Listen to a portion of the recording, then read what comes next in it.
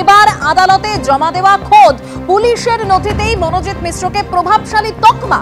গসবা গণধর্ষণ কাণ্ডে মনোজিতের বিরুদ্ধে এবার যুক্ত করা হলো অপহরণের ধারা। ইতিমধ্যেই যা তথ্য 9টি ধারা যুক্ত করা হয়েছে। কি কি সেই ধারা, আরো তথ্য রাখবো পার্থপ্রতিম ঘোষ আমাদের সঙ্গে, আমাদের প্রতিনিধি রয়েছেন। পার্থ,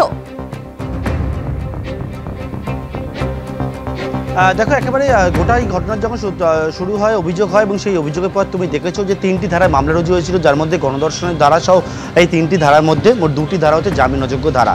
এবং এরপর পুলিশ কিন্তু যেটা জানাচ্ছে, তারা তদন্ত করতে গিয়ে তদন্তকারীদের কাছে মনে হয়েছে যে আরও ধারা এখানে যুক্ত করার প্রয়োজন রয়েছে এবং সেই মতো গতকালকে আলিপুর আদালতে সেই আবেদন জমা পড়েছিল নতুন ধারা যুক্ত করার জন্য এবং সেই অনুযায়ী কিন্তু আরও 6টি ধারা যুক্ত করা হয়েছে, অর্থাৎ মোট 9টি ধারা এখন থেকে মামলাটি সেটা কিন্তু হবে। এবং এই যে 6টি ধারা নতুন করে যুক্ত করার আবেদন জানানো হয়েছিল সেটা ইতিমধ্যে মঞ্জুর হয়েছে, যার মধ্যে 3টি ধারা রয়েছে জামিন অযোগ্য ধারা। অত্যন্ত গুরুত্বপূর্ণ যে ধারাগুলি হচ্ছে 3টি জামিন অযোগ্য যে ধারা, সেটা হচ্ছে অপহরণের ধারা যুক্ত করা হয়েছে। অর্থাৎ নির্যাতিতা যে অভিযোগ করেছিলেন কলেজের মধ্যে থেকে তিনি বেরিয়ে আসার যখন চেষ্টা করছেন, তাকে একেবারে হাত ধরে টেনে নিয়ে যাওয়া হচ্ছিল এবং সিসি ক্যামেরা ফুটেজে সেই ছবি ধরা পড়েছিল। অর্থাৎ তাকে জোর করে আটকে রাখার মতো ঘটনা ঘটে এবং এই যে ঘটনার পরবর্তীকালে যে অভিযোগকারী তার মোবাইল ফোনটাও কিন্তু কেড়ে নেওয়া হয়েছিল এদিনকে। এবং সেই ক্ষেত্র থেকেই এই যে ধারাগুলি রয়েছে সেই ধারাগুলি যুক্ত করা আবেদন এবং সেই আবেদন ইতিমধ্যে মঞ্জুর হয়েছে। এর পাশাপাশি মনোজিৎ মিশ্র, তার সম্পর্কে, তার কীর্তি সম্পর্কে একের পর এক ঘটনাগুলো সামনে আসছে যেটা অতীতে সে ঘটিয়েছে এবং সেক্ষেত্রে কিন্তু গতকালকে আদালতে জমা দেওয়া পুলিশের যে নথি, সেই নথিতে এখানে পুলিশ স্পষ্ট করে উল্লেখ করেছে যে মনোজিৎ অ্যান্ড কোম্পানি, মনোজিৎ মিশ্র হচ্ছে কিন্তু খুবই প্রভাবশালী এবং তাদের জামিন দিলে তদন্ত ব্যাহত হতে পারে। অর্থাৎ এই প্রভাবশালী তকমা খোদ পুলিশ, সেই পুলিশ কিন্তু সেই প্রভাবশালী তকমা সেটা কিন্তু দিয়েছেন। এবং ইতিমধ্যে যে বিষয়টা জানাবো তোমাকে, যে আদালতে পুলিশ এই যে বক্তব্য রেখেছে, পাশাপাশি পারিপার্শ্বিক নানা তথ্য প্রমাণের ভিত্তিতে তদন্ত যখন এগোচ্ছে, সেখান থেকে স্পষ্ট করে পুলিশের তরফ থেকে যে বিষয়টা জানা যাচ্ছে সূত্র মারফত, সেটি হচ্ছে যে একেবারে এই তদন্ত করতে গিয়ে তারা পাচ্ছেন যে বিষয়টি, সেটি হচ্ছে যে অভিযুক্তরা তারা কিন্তু যে বক্তব্য রাখছে, সেখানে তাদের বক্তব্যে একে অপরের সঙ্গে যে কথা বলছে, সেখানে তদন্তকে ভুল পথে চালিত করার তারা কিন্তু চেষ্টা করছে। দেবস্মিতা, ধন্যবাদ পার্থ। এই কসবার ঘটনায় মূল অভিযুক্ত মনোজিৎ মিশ্রকে নিয়ে একের পর এক তথ্য সামনে আসছে, আর এবার অন্য এক বিস্ফোরক তথ্য পুলিশের হাতে এলো। গ্রেফতার হওয়ার আগে টাওয়ার লোকেশনের সূত্রে এই নতুন তথ্য পাওয়া গিয়েছে বলেই খবর পাওয়া যাচ্ছে। কসবা কাণ্ডে বিস্ফোরক তথ্য এবার পুলিশের হাতে। যেরকম আপনাদের বলছিলাম, গ্রেফতার হওয়ার আগে টাওয়ার লোকেশনের সূত্র ধরেই নতুন তথ্য পাওয়া গিয়েছে বলেই খবর। কি এই নতুন তথ্য, পুলিশ সূত্রে কি জানা যাচ্ছে, বিস্তারিত আপনাদের সামনে রাখবো। সরাসরি আমাদের প্রতিনিধি বয়ুক ঠাকুর চক্রবর্তী রয়েছেন আমাদের সঙ্গে। বয়ুক, দেখো দেবস্মিতা, তদন্তকারী আধিকারিকরা দুটো জিনিসে গুরুত্ব দিচ্ছেন। এক হচ্ছে রাত 10টা 50 মিনিট 25 তারিখ, রাত 10টা 50 মিনিট থেকে 26 তারিখ রাত 7:30 পর্যন্ত মনোজিতের গ্রেফতারির আগে তাদের মুভমেন্ট এবং তাদের কল ডেটা রেকর্ড কি ছিল। গতকাল কল ডেটা রেকর্ড পুলিশ আধিকারিকরা এক্সামিন করে যেটা পেয়েছিলেন যে তার ভাইস প্রিন্সিপালকে ফোন করা হয়েছে, আরও বেশ কয়েকজনকে ফোন করা হয়েছে, যাদের সাথে কথা হয়েছে পুলিশ আধিকারিকরা দেখছেন।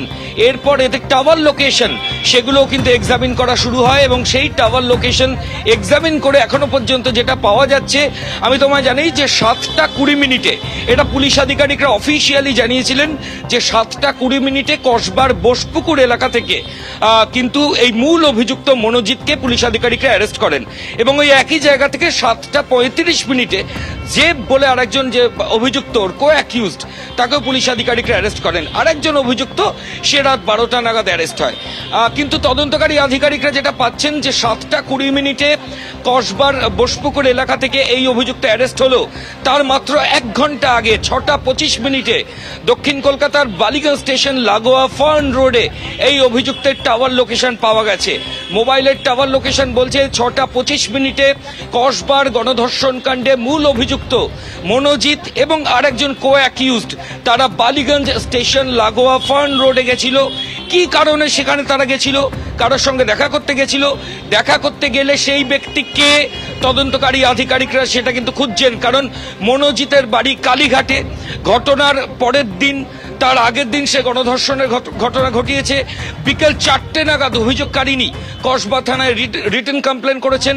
সন্ধ্যে 6:25 টাওয়ার লোকেশন পাওয়া যাচ্ছে বালিগঞ্জ স্টেশন লাগোয়া ফার্ন রোড, বালিগঞ্জ স্টেশন লাগোয়া অঞ্চল। তাহলে কি কারণে এই অভিযুক্ত প্রাইম অ্যাকিউজড সে কালীঘাট থেকে ফার্ন রোডে এলো, বালিগঞ্জ স্টেশনে এলো?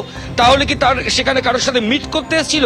তদন্তকারী আধিকারিকরা এই যে পারিপার্শ্বিক তথ্য প্রমাণ যেমন কল ডেটা রেকর্ড, তার পাশাপাশি মোবাইলের টাওয়ার লোকেশন, এই দুটো একই সঙ্গে এক্সামিন করছেন এবং এগুলো দেখে এই যে মাঝের যে সময়টা, গ্রেফতারির আগের সময়টা, এই অভিযুক্তরা কার কার সঙ্গে যোগাযোগ করেছে, কোথায় কোথায় গেছে, গেলে সেই ব্যক্তিদের কাছে কেন গেছিল, এই সমস্ত কিছু কিন্তু তারা জিজ্ঞাসাবাদ বা জেরার প্রক্রিয়া শুরু করেছেন। আমি আবার বলছি, 7:20 কসবার বোসপুকুর থেকে অফিসিয়াল অ্যারেস্ট। পুলিশ আধিকারিকরা সেই টাইমিং এবং সেই সময়, জায়গা, লোকেশন, প্লেস অফ অ্যারেস্ট সেগুলো ইতিমধ্যেই কোর্টে পাঠিয়েছেন এবং সেখানে পরিষ্কার লেখা আছে 7:20 মনোজিৎকে অ্যারেস্ট করা হয় কসবার বোসপুকুর এরিয়া থেকে। টাওয়ার লোকেশন বলছে 6:25 এই মনোজিৎ সে কিন্তু ছিল fern road, Gariahat fern road, Ballygunge station চত্বর। কি কারণে এই অভিযুক্ত গ্রেফতারির 1 ঘন্টা আগে সে সেখানে মুভ করছিল? বিকেল 4টের সময় কমপ্লেন হয়েছে, কারোর সঙ্গে দেখা করতে এসেছিল?